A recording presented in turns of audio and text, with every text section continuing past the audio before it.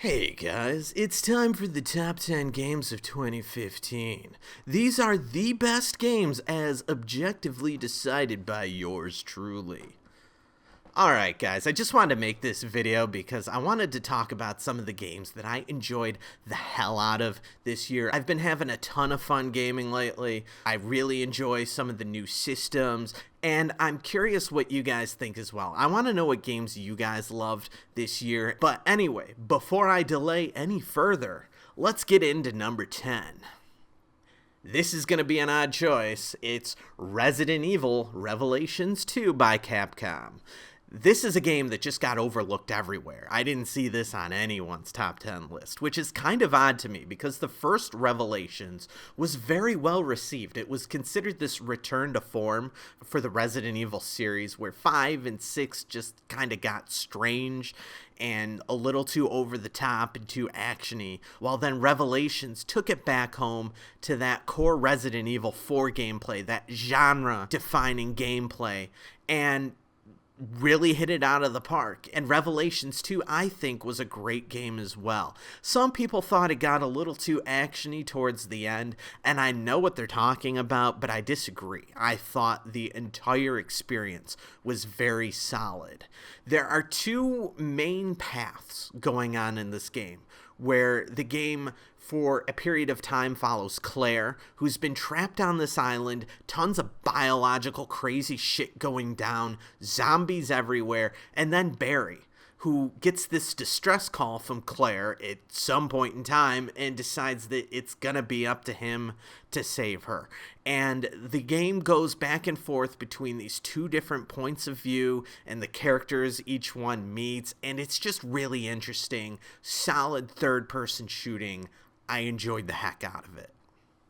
Number 9 is Rise of the Tomb Raider by Crystal Dynamics. This is the game that contributed to me getting an Xbox One. Didn't fully make me get it, but I really enjoyed the hell out of the first Tomb Raider reboot game. This is basically the direct sequel to that, where Tomb Raider decided, you know what, we're just gonna throw out an Indiana Jones-ish, Uncharted style third-person action game, and I thought that it was great, and I enjoyed the platforming and some of the minor exploration and trying to solve puzzles. Basically the very same style game. Now, when I first started playing it, I was kind of turned off by the hunting aspects, you know, where you gotta hide out in a tree to shoot a bow and arrow at a squirrel, or just go fucking Rambo on a bear with a gun. I thought that was a little dumb at first, but I got into it. And yeah, I think that this game overextended in a few different areas, trying to be a little bit of everything rather than just focusing on some core concepts and doing them wonderfully. But I still really enjoyed the game. It didn't fail in any area, and I just had a great time hanging out with this game and playing through all of the crazy action scenes. Number 8 is Blood-Borne by From Software. Truth be told, I hate the shit out of this game. It is atrocious, and it needs to die in a fire. And yet I kept playing. I fucking hate this game. Alright, Blood-Borne just basically dumps you into a graveyard, and it's like, figure this shit out on your own, have fun, here's a couple buttons. You got a light attack and a heavy attack. Have fucking fun. Everybody hates you and wants you dead. Enjoy. Basically a follow-up to the Dark Souls series. This one is a little bit faster, which I kind of like. That's really cool. And it's really addictive. Now, an interesting perspective I have seen a couple of times is that this game really isn't that great. It's actually only kind of average. It's just the only game that has the balls to be a little bit more difficult than one would expect from a third-person beat the shit out of everything type of game. This isn't Dynasty Warriors where you can just kind of hit X to win. This ain't no Hyrule Warriors here. This is a very tough game where you need to plan out every encounter with every enemy, or how to hightail it out of there because they're about to kill the shit out of you. And there are some really great points where you got like the first 15 minutes of the map basically just planned out to the attack on how you're going to handle everything. And then you fall into a weird hole and you're like, oh shit, where the fuck did I end up? I don't know how to get back to a save point. I don't want to lose any progress here. And what the fuck are these monsters that are chasing me? I think maybe I can handle one of them, but oh my god, I need to get the hell out of here. That's basically this game when it's at its best. A lot of fun, although excruciatingly painful. Number 7, Just Cause 3. Finally, the sequel to Just Cause 2. The game where you went around blowing the hell out of shit. This is a game of explosions. You know when you find a random video that's kind of like, this is Michael Bay doing, a jankety-ass show, and it just has like 2 cars that barely hit each other, and then you see a big epic explosion. This is basically the video game of that. It knows that it's ridiculous and over the top, and it relishes in that. And sometimes when you've had a stressful day, you just want to put in a game and blow some shit up. This is the game for you for that. You get a couple islands to explore, and some of the gameplay is brilliant. You get basically the infinite parachute, a grappling hook, and a squirrel suit that lets you glide. And when you really master this stuff, despite the fact that you don't actually have like a rocket pack or anything like that, you are flying around these levels, blowing up huge structures, just soaring through the skies in glorious environments, and it's a lot of fun. Some of the mini games are really good. I enjoyed the physics of the car racing and stuff like that, even though I didn't think the challenges were that good. And I actually have a lot of complaints in regards to the challenges and whether or not they really need to be there and the unlocks hidden behind them. I'm kind of conflicted on this game because there are parts that I love and parts that I just didn't care too much for. Didn't hate, just didn't care too much for them. But overall, I really enjoyed this. It was addicting as hell. Number 6. A little controversial. Get ready for the JRPG, Tales of Zestiria by Bandai Namco. It's an action JRPG with a lot of the cliches that you've come to know if you've played any of these JRPG games ever since voice acting became a thing for all Japanese games. It's the ridiculous, over-the-top do-gooder hero who occasionally gets into spouts with some of his best friends, and then there's a mysterious girl, and then there's another girl who's another go-getter, but she's got a dark past, and all of these characters come together in a situation where there's an enemy force and then another enemy force, and someone's got some weird shit going on with magic. And by the way, now we gotta run like some errands for some dopey people that we don't give a fuck about. Yeah, it's one of those types of games. However, Zestiria just oddly does it a little bit better than some of these other games. It doesn't go full force into like the hyperdimension Neptunia bullshit of cheap-ass jokes that make me want to kill myself.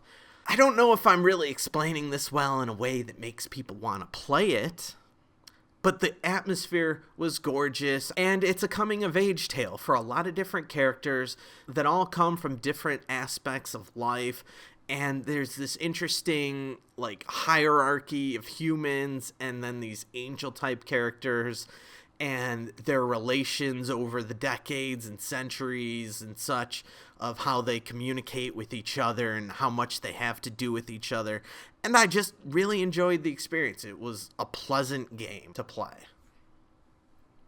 Number 5, Dying Light. This was a game that I didn't actually expect to enjoy that much until I just heard so many good things about it that I finally decided, hey, screw it, I'm going to check this out.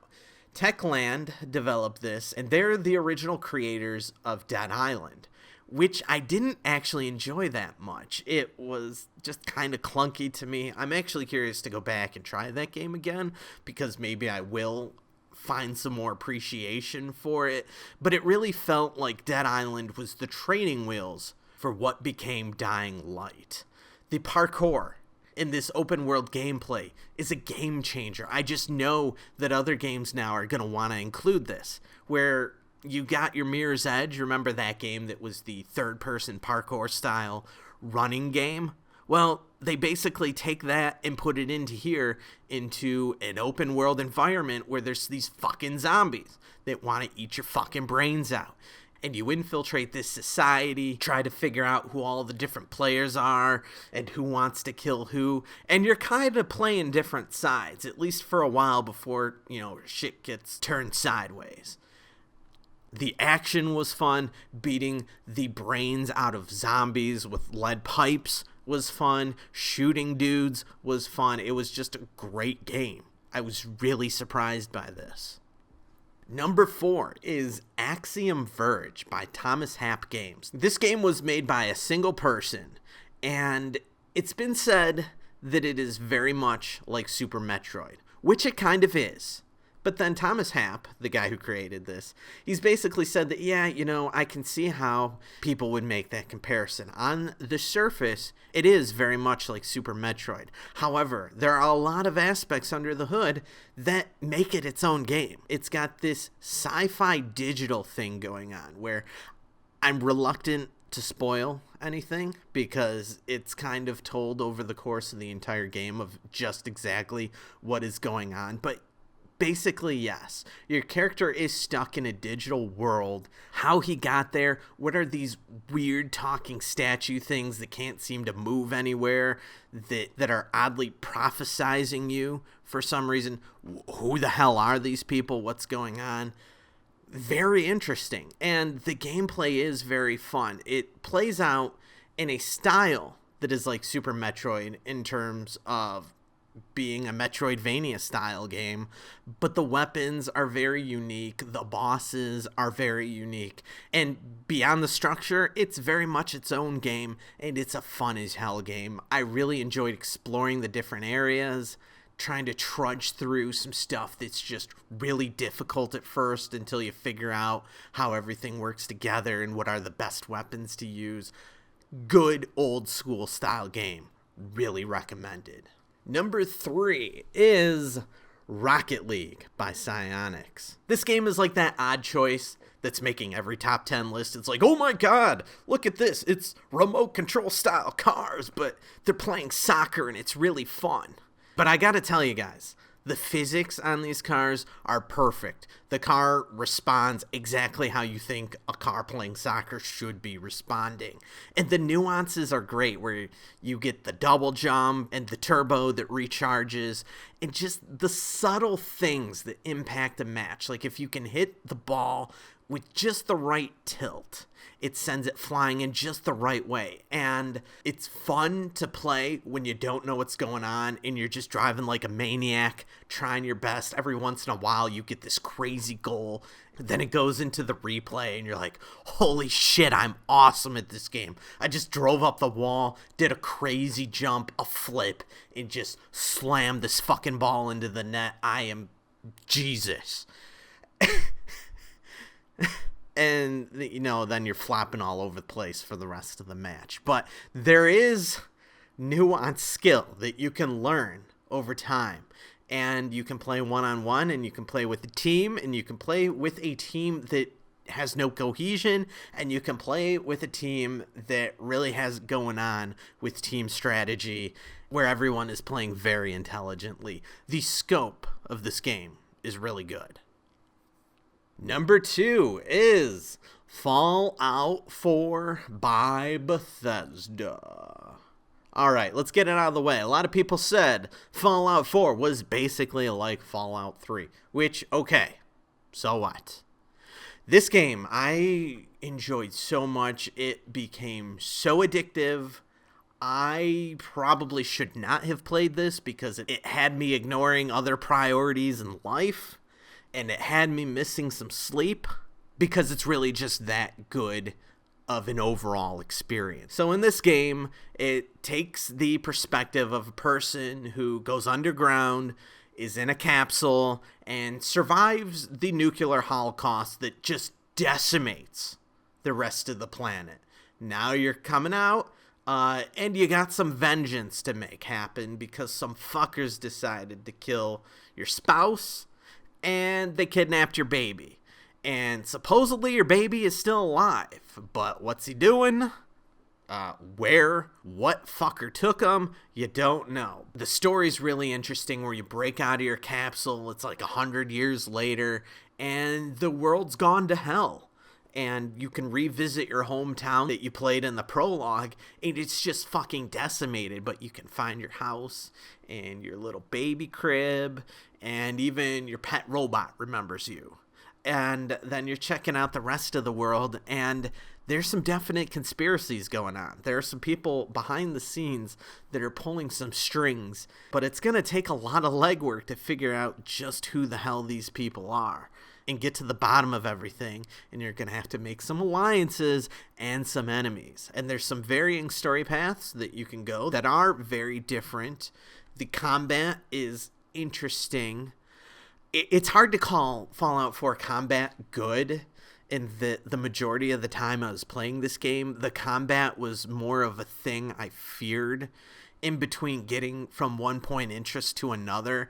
And it's not like it was bad, but it was something where I felt like I was on the constant verge of survival. It's a game that's very open world, and one of the things that I enjoyed that I know was the wrong way to play was I basically took on some missions very early on that my character could not handle. And I'm going about, like, killing some of these enemies that where if I make one wrong move, I'm just fucking done. And there's a lot of different interesting ways that you can play this game. You can create a character that's more into talking their way out of situations or causing the enemies to shoot each other rather than you having to do the dirty work. Or you can go guns a-blazing. Or you can go bats a-blazing, you know, just taking them out with melee weapons. There's a lot of different interesting ways to play this game. Very fun, very addicting. I highly recommend it. Number 1. This is a game that I think a lot of people enjoyed. I don't know if many people are giving this their number 1 spot because it's not really the traditional game one would give number 1. It's probably more like Fallout 4 or even Rocket League. But it's an adventure-style game that comparatively short to some of these games, but it was just so engrossing that I couldn't stop playing. I was on the edge of my seat playing this game, which is amusing because it's not even an action game. It's Life is Strange by Don't Nod. You play from the perspective of this college girl who's taking photography classes, believe it or not. She's going to a school that's basically just for the arts, and it's in her hometown that she left behind a long time ago. And once she moves back, she starts getting involved in some very strange shit. And I really don't want to ruin anything with this game because it's so brilliant.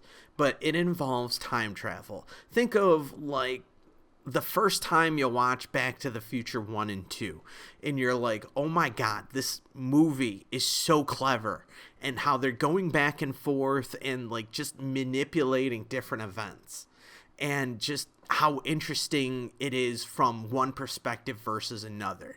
This is the same spirit that this game captures, and it goes some places that I didn't expect it to go. It is clever and brave.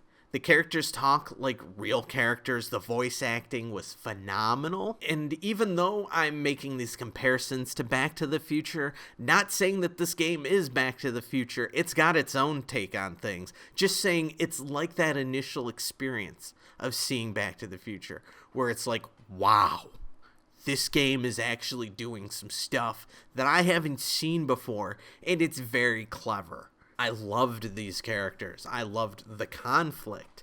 I loved the different choices that you could make. And I really enjoyed the fact that despite being an adventure game, this isn't one of those dopey games where you're like, all right, I got an inventory of 12 things. Let's try to make each thing combined with another thing because I'm on some weird puzzle. that makes no sense. Yes, there's puzzles. They do make sense. None of the solutions are so far out there that they're just batshit crazy. It keeps it reined in despite being a pretty crazy plot by the end of it, with lots of twists and turns. I can't recommend this game enough. I kind of want to even do a video of just spoilers so I can talk about it. I really recommend this game. I look forward to playing this game again. And I think everyone should check this one out because I think it kind of got missed by a lot of different people. It's not for everyone, but I loved it. So anyway, that's my top 10 of the year. Let me know what you guys think. What are your favorite games of the year? Do you want to give me a top 10? Any games that you just hated? You know, I'm curious to hear that as well.